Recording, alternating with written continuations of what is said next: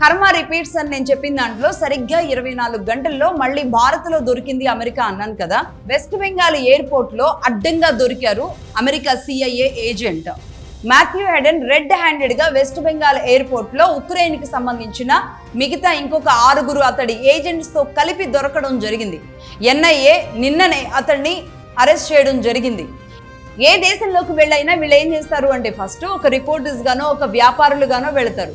ఇంకా రిపోర్టర్స్గా ఎక్కువ వెళ్ళడానికి ఈ మధ్యకాలంలో యాక్సెస్లు ఎక్కువ అవడం వల్ల ఏదో అమెరికన్ సంబంధించిన ఒక సంస్థగా ఇక్కడికి వచ్చి మేము ఇక్కడ సంథింగ్ ఏదైనా ఒక రిపోర్ట్ తయారు చేస్తున్నానికి వచ్చాము, లేదంటే ఒక డాక్యుమెంటరీ తయారు చేస్తున్నాము అని చెప్పేసి అసలు ఆ దేశంలో ఉన్న బలం ఏంటి, బలహీనత ఏంటి, అక్కడ మతం ఏంటి, అక్కడ ఆ దేశ ప్రధానికి ఉన్న బలం ఏంటి, అతన్ని కొట్టాలంటే ఎవరెవరితో కొట్టించాలి, అలాగే ఎవరెవరికి ఫండింగ్ ఇచ్చి ఇక్కడ ఒక అన్రెస్ట్ అంటే ఒక విప్లవాలు, ఏదో ఒక ఉద్యమాలు, ఏదో ఒక గొడవలు గోలలు, ఇక్కడ ఒక అసంతృప్తి, ఇక్కడ అంటే ఎక్కడైనా సరే వాళ్ళు ఏ దేశంలోకి వెళితే ఆ దేశంలో అలాంటి పరిస్థితులు క్రియేట్ చేసుకుంటూ వెళతారు.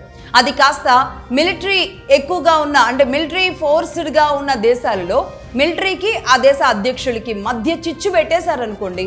బంగ్లాదేశ్లో ఏం జరిగింది, వీళ్ళు ఏం చేస్తారంటే మొత్తం అక్కడికి వెళ్ళిపోయి ఈ గ్రౌండ్ అనేది క్రియేట్ చేసుకుని మిలిటరీకి గవర్నమెంట్కి మధ్య ఒక మిలిటరీ క్యూ తీసుకొచ్చేసి వీళ్ళ మధ్య విభేదాలు సృష్టించి ఈ మిలిటరీయే ఆ ప్రధానిని తిరగబడేలాగా చేస్తారు. సేమ్ లిబియాలో అలాగే అడుగు పెట్టారు.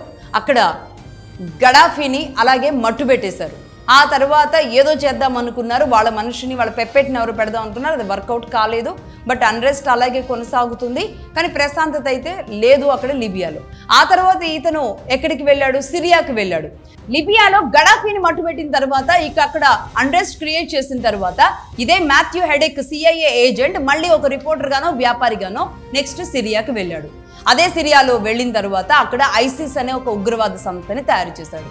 ఆ ఉగ్రవాద సంస్థ ఏం చేస్తుంది, ఏ దేశం మీద ఎలా యుద్ధం చేయాలో ఇదంతా కూడా ISIS అనే ఉగ్రవాద సంస్థను తయారు చేసింది ఎవరు, అమెరికానే తయారు చేసింది. మళ్ళీ అది తిరగబడింది అని చెప్పి మాట్లాడినా ప్రయోజనాలు లేవు. కానీ ఈ ISIS ఉగ్రవాద సంస్థకి ఫిలాసఫీ ఇవ్వాలన్నా వీళ్ళే ఇస్తారు, ఫండింగ్ వీళ్ళే చేస్తారు, వీళ్ళకి కావాల్సిన వెపన్స్ను కూడా వీళ్ళే సమకూరుస్తారు. ఆశ్చర్యం, అన్నింటినీ ఈ CIA ఏజెంట్ ద్వారా అమెరికా సంస్థలు ఇక్కడ సమకూరుస్తాయి.